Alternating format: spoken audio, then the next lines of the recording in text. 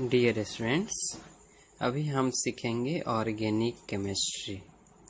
Generally हमारे मन में क्वेश्चन होता है कि ऑर्गेनिक केमिस्ट्री क्या है। तो ऑर्गेनिक केमिस्ट्री, देख यहाँ पे जैसे क्वेश्चन में दिया व्हाट इज ऑर्गेनिक केमिस्ट्री। तो organic chemistry is the branch of chemistry which deals with the study of compound which are mainly formed by the elements carbon and hydrogen. Sometimes carbon and hydrogen are replaced by elements like nitrogen, phosphorus, sulfur, oxygen, etc. तो organic chemistry की वह शाखा होती है जिसमें हम लोग ऐसे कंपाउंड के बारे में पढ़ते हैं जिसमें मेनली कार्बन और हाइड्रोजन होता है। जैसे हिंदी में अगर डेफिनेशन देखना है तो ऑर्गेनिक केमिस्ट्री क्या है या कार्बनिक रसायन क्या है। तो ऑर्गेनिक केमिस्ट्री की वह ब्रांच है जिसमें हम लोग ऐसे कंपाउंड का अध्ययन करते हैं जो मेनली कार्बन और हाइड्रोजन से मिलकर बना होता है। कुछ ऐसे भी कंपाउंड होते हैं जिसमें कार्बन और हाइड्रोजन को ऑक्सीजन, सल्फर, नाइट्रोजन जैसे एलिमेंट से रिप्लेस कर दिया जाता है। तभी हम लोग एग्जाम्पल देखेंगे। जैसे एग्जाम्पल देखिए आप, मीथेन। तो मीथेन में क्या है, कार्बन और हाइड्रोजन। तो मीथेन को हम लोग क्या बोलेंगे, ऑर्गेनिक केमिस्ट्री, ऑर्गेनिक कंपाउंड, क्योंकि इसमें क्या है, केवल कार्बन और हाइड्रोजन है। दूसरा कंपाउंड इथेन, इथेन में भी क्या है, कार्बन और हाइड्रोजन है। प्रोपेन में भी कार्बन और हाइड्रोजन है। जैसे यहाँ बेंजीन, इसका फार्मूला होता है C6H6, इसमें भी कार्बन और हाइड्रोजन है। इसका फार्मूला स्ट्रक्चर साइक्लिक होता है। तो यहाँ पे carbon carbon carbon carbon carbon carbon, ये बनाएंगे कैसे, आप क्या करेंगे, ऐसा है, और हर एक जो पोजीशन है यहाँ पे टर्न जो दिख रहा है वहाँ पे होता है कार्बन। और इस कार्बन इसमें जो alternate double bond single bond होता है। जैसे यहाँ पे एक उसी स्ट्रक्चर को मैंने यहाँ बनाया, carbon double bond carbon, again single bond carbon, again double bond carbon, then single bond carbon, double bond carbon, then single bond. और हर एक जो कार्बन है एक एक हाइड्रोजन से जुड़ा रहता है। तो ये हो गया आपका बेंजीन। अभी इस बेंजीन को मैंने एक और दूसरा फार्मूला लिखा है, जैसे स्पिरिडीन C6H5N। तो इसका अगर स्ट्रक्चर वाइज आप देखेंगे तो ये बेंजीन का ही फार्मूला जैसा है सेम। उसमें एक जगह पे यहाँ पे जैसे कार्बन है, इस कार्बन को मैंने क्या कर दिया है, नाइट्रोजन से रिप्लेस कर दिया है। और इसका फार्मूला क्या है, C5H5N। कार्बन 5 है, हाइड्रोजन भी 5 है और एक नाइट्रोजन है। तो इसको कैसे, वहाँ पे नोट में हमने लिखा है कि ऑर्गेनिक केमिस्ट्री में कार्बन और हाइड्रोजन से मिलकर कंपाउंड के बारे में स्टडी किया जाता है। लेकिन कुछ समय ऐसे भी कंपाउंड होते हैं जिसमें कार्बन के जगह पे एक दूसरे एलिमेंट जैसे नाइट्रोजन, फास्फोरस भी आ सकते हैं। अभी जैसे होता है पाइरोल, तो इसमें फॉर्मूला है C4H5N। तो आप कैसे बनाएंगे, पाइरोल का स्ट्रक्चर आप देखिए ऐसा होता है। इसमें कितने कार्बन है, 4। तो इस जो यहाँ पे है कार्बन और यहाँ पे अल्टरनेट, यहाँ पे डबल बॉन्ड होता है।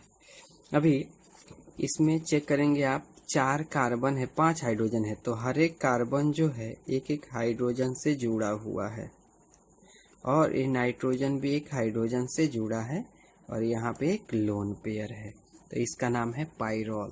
तो ऐसे स्ट्रक्चर अगर आप सिंपल बनाएंगे पहले तो आप ऐसे दे सकते हैं, कार्बन कार्बन कार्बन कार्बन और यहाँ पे नाइट्रोजन हो जाएगा और यहाँ पे डबल बॉन्ड। तो यहाँ पे कार्बन हाइड्रोजन से जुड़ा रहेगा, हाइड्रोजन से, और ये भी नाइट्रोजन हाइड्रोजन से जुड़ा है, एक लोन पेयर है। तो ये हो गया आपका पाइरोल। ऐसे बहुत सारे कंपाउंड है, तो जब एक्चुअल चैप्टर चालू होता है तो उसमें स्टडी करेंगे, जैसे फ्यूरॉन जैसे है।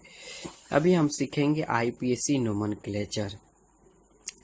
तो सबसे पहले क्वेश्चन होता है कि आईपीएससी नोमेनक्लेचर क्यों स्टडी किया जाता है, इसका इम्पोर्टेंस क्यों है। तो ये ऑर्गेनिक केमिस्ट्री में आईपीएससी नोमेनक्लेचर का बहुत बड़ा महत्व होता है। इसका मीनिंग क्या है कि अगर आप आईपीएससी जो है international union of pure and applied chemistry, जो इसका फुल फॉर्म होता है, अगर इसके थ्रू अगर आपने नाम लिखा तो ऑल ओवर वर्ल्ड में वह नाम सेम ही होगा। जैसे आपने लिख दिया नाम मीथेन, तो आप ऑल ओवर वर्ल्ड में कहीं चले जाएंगे आप CH4 को मीथेन ही पढ़ेंगे। इसलिए इसके थ्रू स्टडी करना जरूरी है, नहीं तो लोकल नेम होता है तो वेरी करता है। तो अगर सपोज आपने स्टडी किया बिहार में अलग हो जाएगा, अगर सपोज आप महाराष्ट्र में गए तो वहाँ पे अलग हो जाएगा। इसलिए आईपीएससी नाम के थ्रू स्टडी करना जरूरी होता है। अभी हम देखेंगे कंपाउंड। कंपाउंड को मेजरली जो है 3 पार्ट में डिवाइड किया गया है, जो 10th में ही पढ़ाया जाता है, अल्केन, अल्किन, अल्काइन। तो जो अल्केन है उसका जनरल फार्मूला होता है CnH2n+2। अल्किन का फार्मूला होता है CnH2n। अल्काइन का फार्मूला होता है CnH2n-2। जहाँ पे n जो होता है नंबर ऑफ कार्बन होता है और 2n+2 क्या बताएगा, नंबर ऑफ हाइड्रोजन। तो एक एक करके हम लोग सारे स्टडी करने वाले हैं, अल्केन, अल्किन, अल्काइन। अभी हम लोग देखते हैं वर्ड रूट। मतलब किसी का भी नाम लिखना है तो सबसे पहले आपको वर्ड रूट आना चाहिए। वर्ड रूट का मतलब है कितने कार्बन है उस कंपाउंड में। तो ध्यान से देखिए, 1 कार्बन है तो 1 कार्बन को बोला जाता है मेथ। कहीं पे भी 1 कार्बन आएगा तो उसमें मेथ आएगा ही आएगा। 2 कार्बन अगर कहीं पे है तो उसको ETH बोला जाता है एथ।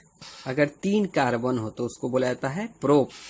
4 कार्बन को ब्यूट बोला जाता है, 5 को पेंट, 6 को हेक्स, 7 को हेप्ट बोला जाता है, 8 को ऑक्ट, 9 को नॉन और 10 को डेक बोला जाता है।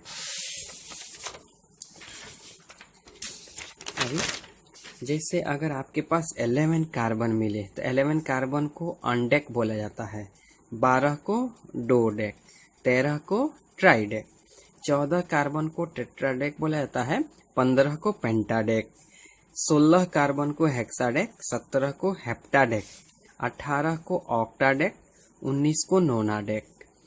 20 कार्बन हो उसको आइकोस बोला जाता है। कहीं पे 21 कार्बन आएगा तो इसको हैन आइकोस, ये याद रखना है। जनरली 20 तक काफी हो जाता है, क्योंकि 10th में तो आप लोग को 10 तक ही पढ़ाया जाता है, लेकिन ज़्यादा से ज़्यादा कोई पूछेगा तो 20 तक पूछ सकता है आईपीएससी नेम में, उससे ज़्यादा नहीं पूछा जाता है। 22 को डोकॉस है, 23 का नाम ट्राइकॉस है, तो 30 जो है वो ट्राइकॉन हो गया है। अगर यहाँ पे 24 होगा तो क्या होगा, टेट्राकॉस, 25 पेंटाकॉस। तो 30 है तो ट्राइकॉन है, 31 है तो हैन ट्राइकॉन है।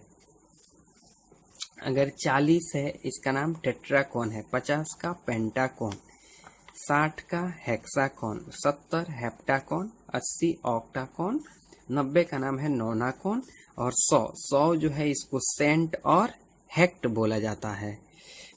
तो ये है वर्ड रूट। अगर आपको वर्ड रूट पता है तभी आप नाम लिख सकते हैं। अगर 5 कार्बन आ गया, आपको पता ही नहीं है कि वर्ड रूट क्या है, तो आप उसका नाम नहीं लिख सकते हैं।